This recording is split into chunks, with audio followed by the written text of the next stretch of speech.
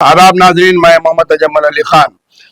News one live TV में आपका इस्तकबाल है। आज की अहम तरीन न्यूज़ जो है हम आपको बताने जा रहे हैं। जैसा कि चीफ मिनिस्टर रेवंत रेड्डी और कांग्रेस की हुकूमत नौजवानों को रोजगार फराहम करने के ताल्लुक से काफ़ी हद तक संजीदा है।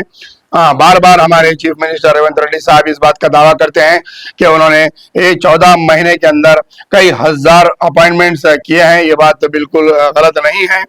कि उन्होंने चाहे वो मेडिकल लाइन में हो, एजुकेशन में हो या दीगर महकूमे जात में तकर्रुरात किए हैं। जिस तरीके से बड़े पैमाने पर होना चाहिए था नहीं हुआ, फिर भी लेकिन कुछ ना कुछ तो बराबर फूल नहीं, फूल की पत्ती ही सही उन्होंने कोशिश की है। लेकिन हम उनकी तवज्जो हमारे चैनल के जरिए से हम बताना चाहेंगे कि जहां पर आप लाखों नौजवानों को रोजगार की बात कर रहे हैं और रोजगार देने की बात कर रहे हैं, तो हम आपको एक हकीकी नजरिया बताएंगे कि जहां पर आप असेंबली में हैं, जहां पर असेंबली चल रही है और असेंबली की कार्रवाई में जहां कानून बनाए जाते हैं, और वहीं पर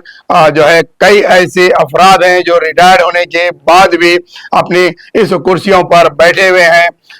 कई अफराद जो है खुद उसमें असेंबली के सेक्रेटरी भी शामिल हैं जिन्हें रिटायर्ड होकर कई साल हो गए हैं। एक फेरिस्त के तौर पर अगर हम देखा जाए तो इस वक्त की करीब करीब कोई 20 से 21 अफराद असेंबली के अंदर जो है रिटायर्ड होने के बाद भी अपने ओहदे पर कायम हैं। किसी के 10 साल, किसी के 12 साल और किसी के 11 सालों से ये लोग बैठे हुए हैं। रिटायर्ड होने के बाद भी ये अपने कॉन्ट्रैक्ट बेसिस पे और एमएलएस के लेटर्स पर या फिर जो भी सियासी जमातें होती है उन्हें जो है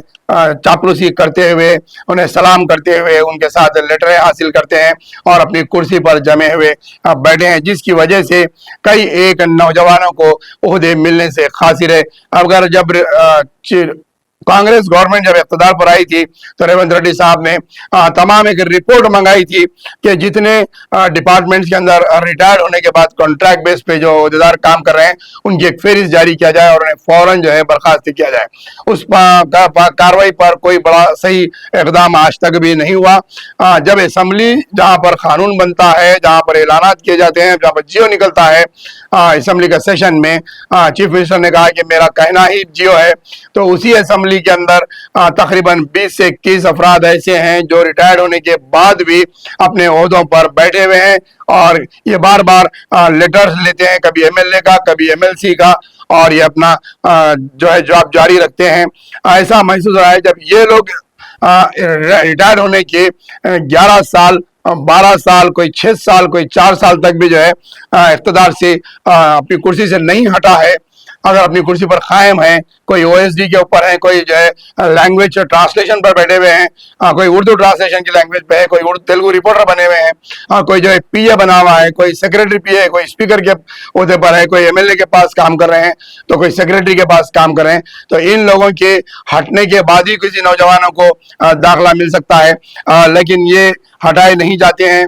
और ये बार बार उसी पर बैठे हुए। इनकी तनख्वाह तकरीबन 70,000 के करीब जो है ये मौजूदा ओहदे पर उठाते हैं, फिर इन्हें वजीफा भी मिलता है। अगर ये दोहरे तरीके से तनख्वाह उठाते हुए अगर काम कर रहे हैं तो फिर रेवंत रेड्डी साहब का जो ख्वाब है कि नौजवानों को रोजगार देंगे, वो ख्वाब कैसे पूरा होगा? और जब तक ये लोग हटेंगे नहीं, नौजवान आगे आएगा कैसा? ये लोग तिब्बी तौर पर, जिस्मानी तौर पर रिटायर्ड हो चुके हैं। रिटायर्ड का मतलब क्या है कि आपको सर्विस से हटा दिया जाता है और रिटायरमेंट की एज भी तकरीबन 60 साल के ऊपर कर दी गई है और उसके बाद फिर ये 11 साल का इनका कॉन्ट्रैक्ट बेसिस, यानी कि 70 साल के ऊपर होने के बावजूद भी असेंबली के अंदर कई एक ऐसे ऑफिसर्स काम कर रहे हैं जिन्हें बर्खास्त करना जरूरी है और नौजवानों को मौका फराहम करना जरूरी है, क्योंकि आने वाले नौजवान कई एक काबिल नौजवान हैं